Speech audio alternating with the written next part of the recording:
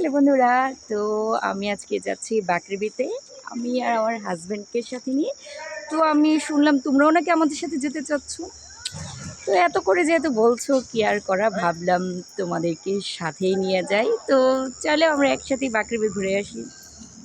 আমরা মূলত গেছি কিন্তু সবজি পুলে খেতে, বুঝছো? কিন্তু জব্বারের মন নামার পরে এত ঘ্রাণ লাগতেছিল বার্গারের। আর আমি কি করতাম জানো, আগে যতবারই আসতাম না সিঙ্গেল থাকা অবস্থায়, মানে বিয়ের আগে, এখান থেকে আমার বার্গার না খাইলে হইতোই না। বার্গার, ওয়েজেস, এগুলো কিন্তু ওদের অনেক ফেমাস এইখানে। আর পাশে একটা জুস শপ আছে, এখানে জামের জুসটা তোমরা কারা কারা খাও না, না খেলে অবশ্যই খায় না, বা এত স্বাদ। যাই হোক, বার্গার আর মিট বক্স খেয়ে আমরা বের হয়ে গেলাম।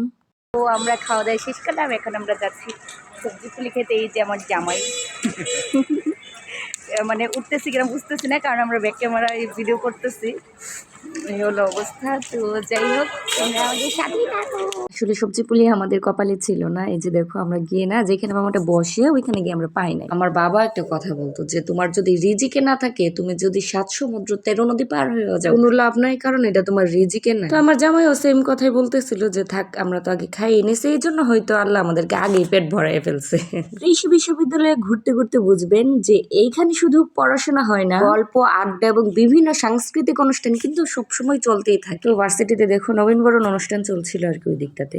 আর বাকরিবিতে মুক্তিযুদ্ধের স্মরণে একটা ভাস্কর্য আছে, যেটার নাম হচ্ছে বিজয় 71, যেটা নকশা করছে হচ্ছে শ্যামল চৌধুরী, আমি যতটুকু জানি। প্রতীক হয়েছে এখানে 3টা। ওই যে দেখো আমার পিছনে দেখতে পাচ্ছ তোমরা, এখানে প্রতীকগুলো হলো নারী, কৃষক আর হলো ছাত্র মুক্তিযুদ্ধ। আমি যেতে যেতে আমার পায়ের মধ্যে কি যেন একটা আটকে গেছিল, ওইটা ঠিক করতেছিলাম, আর আমার জামাই তাড়াতাড়ি করে ক্যামেরা ঘুরে ফেলছে।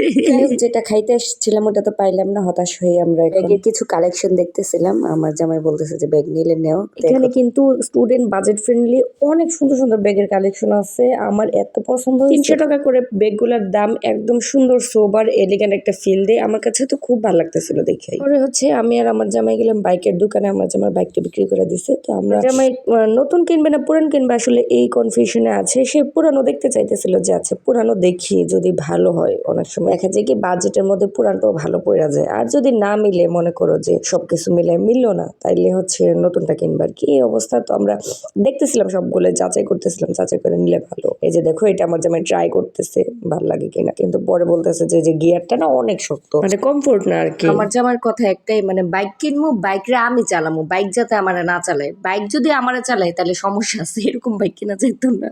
এইগুলো যাই হোক, আরো দেখবো, নতুন দেখবো, পুরাতন দেখবো, সব মিলে আর কি, যেটা ভালো হয় সেটাই আমরা পরে নিয়ে নিব। তো যাই হোক, শেষের দিকে আমরা একটু বাজার টাজার করে বাসায় চলে আসলাম আর কি। তো বন্ধুরা, এই মাত্র আমরা আসলাম, অনেক টায়ার্ড লাগতেছে আজকে, অনেক ঘোরাঘুরি হয়েছে, হাঁটাহাঁটি হয়েছে।